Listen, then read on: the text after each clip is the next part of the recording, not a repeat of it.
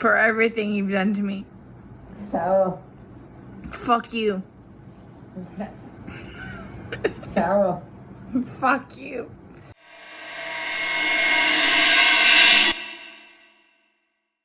On a cold afternoon in February 2020, a 911 call came into the Orlando, Florida emergency dispatch. The woman on the other end of the line sounded panicked and breathless. She told the operator, "My boyfriend is dead. We were playing hide and seek last night. He got into a suitcase and I fell asleep. When I woke up this morning, I found him dead inside." At first glance, it sounded like a foolish, tragic accident, a playful game that went horribly wrong. But when Orlando detectives arrived at the scene and examined Sarah Boone's mobile phone, the entire narrative shifted. Inside her phone, investigators found 2 chilling videos that transformed this alleged accident into one of the most calculated, cold-blooded, and bizarre murder cases in modern American history. This wasn't just the story of one bad night. It was the culmination of a deeply toxic, volatile relationship where the final destination was always going to be tragedy. Sarah Boone, 40, and Jorge Torres Jr., 42, met a few years prior to the incident. Both were at low points in their lives, struggling with personal and emotional instability. Sarah was intelligent but highly volatile, while Jorge was known to be charismatic but possessed a fiery temper. Initially, they seemed like an ordinary couple, but heavy alcohol abuse and deep-seated jealousy quickly poisoned their relationship. Their apartment was well known to the Orlando Police Department. Neighbors frequently reported hearing screaming, slamming doors, and breaking glass. Long before the fatal night, the couple had established a dangerous pattern of domestic abuse. July 2018, Sarah Boone was arrested and charged with battery for attempting to strangle Jorge. December 2018, Jorge Torres was arrested for domestic battery after allegedly assaulting Sarah and refusing to let her leave the home. They had trapped themselves in a classic cycle of abuse, unable to live peacefully together yet seemingly unable to stay apart. Alcohol acted as fuel to the fire. Despite friends and family begging them to break it off, they always reunited. That cycle finally ended in total darkness. On the night of Sunday, February 23, 2020, Sarah and Jorge were alone in their Winter Park apartment. Both had been drinking heavily throughout the day. According to Sarah's initial statements, the evening started out wonderfully. She claimed they were drinking wine, painting, solving puzzles, and laughing. Late into the night, they decided to play a game of hide and seek. During the game, they focused on a large blue designer suitcase standing in the living room. Sarah claimed that Jorge jokingly climbed inside the suitcase himself to surprise her. She then pulled the zipper shut, trapping him inside. This was the sanitized version of events Sarah offered to the police. The digital evidence revealed a far more sinister reality. When digital forensics experts extracted data from Sarah Boone's phone, they recovered 2 videos recorded on the night of Jorge's death. These videos became the smoking gun of the prosecution's case.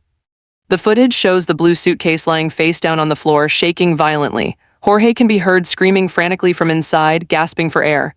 Jorge's voice, "Sarah, I can't breathe. Please unzip it. I seriously can't breathe, babe." Sarah's reaction.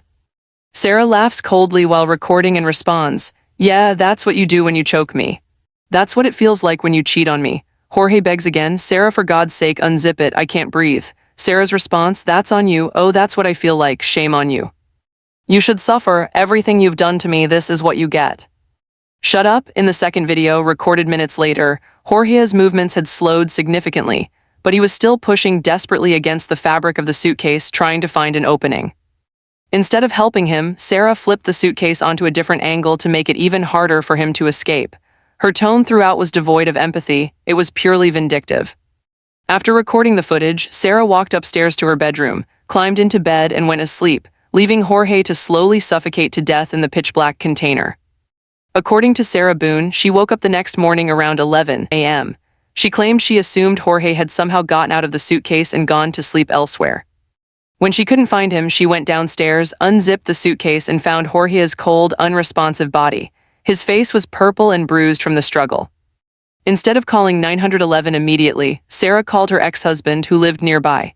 He rushed over, saw the horrific scene, and ordered her to call emergency services straight away. Detectives interrogated Sarah for hours. Initially, she played the role of a grieving, confused girlfriend. She wept and insisted, "It was just a horrible accident. We were drunk. We were just playing. I never wanted him to die." The turning point came when the lead detective turned the monitor around and played the videos recovered from her own phone. Sarah froze. Her face went completely pale. Sensing her lie was exposed, she stammered, "I don't even remember making those videos. That wasn't me." The alcohol made me blank out. Unconvinced by her sudden memory loss, police arrested Sarah Boone on February 25, 2020, and charged her with second-degree murder. Though arrested in early 2020, Sarah Boone did not stand trial until October 2024. This massive 4-year delay was caused almost entirely by Sarah's own behavior. Boone gained notoriety in the American legal system as one of the most difficult and defiant defendants in recent memory. Over 4 years, she went through a total of 9 different defense attorneys. She fired them or they withdrew from the case, citing her refusal to cooperate. She constantly wrote long, handwritten letters to the judge, complaining that her lawyers were incompetent and part of a mass conspiracy against her. Eventually, the judge ruled that Sarah was intentionally manipulating the system to delay justice. He declared she had forfeited her right to a court-appointed public defender, forcing her to represent herself or hire a private lawyer. Eventually, a private attorney named James Owens stepped in to take her case. In October 2024, the trial finally commenced in Orange County, Florida, drawing massive media coverage.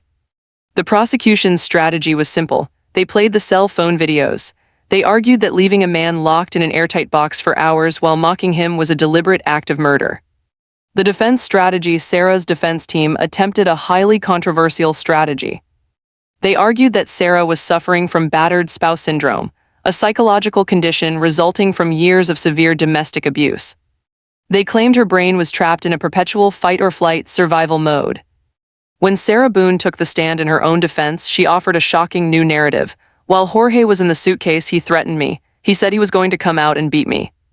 I truly believed that if I opened that zipper, he would kill me. What I did out of self-defense." The prosecution completely dismantled this argument during cross-examination, pointing out that a man suffocating inside a zipped-up suitcase poses no immediate physical threat to anyone. Furthermore, instead of calling for help once he went quiet, Sarah went to sleep. On October 25, 2024, after a multi-week trial, the 6-member jury retired to deliberate. It took them less than 2 hours to reach a unanimous decision. The courtroom fell dead silent as the clerk read the verdict. "We, the jury, find the defendant, Sarah Boone, guilty of second-degree murder." Sarah Boone sat completely stone-faced, showing no emotion as the verdict was read. Across the aisle, Jorge Torres' family burst into tears, finally receiving closure after more than 4 long years of waiting. In December 2024, Sarah Boone was officially sentenced to life in prison without the possibility of parole. The Sarah Boone case stands as a chilling reminder of how toxic relationships, substance abuse, and unchecked malice can completely destroy human lives. Jorge Torres did not just die from lack of oxygen. He died as a casualty of a cycle of domestic hatred that had been brewing behind closed doors for years.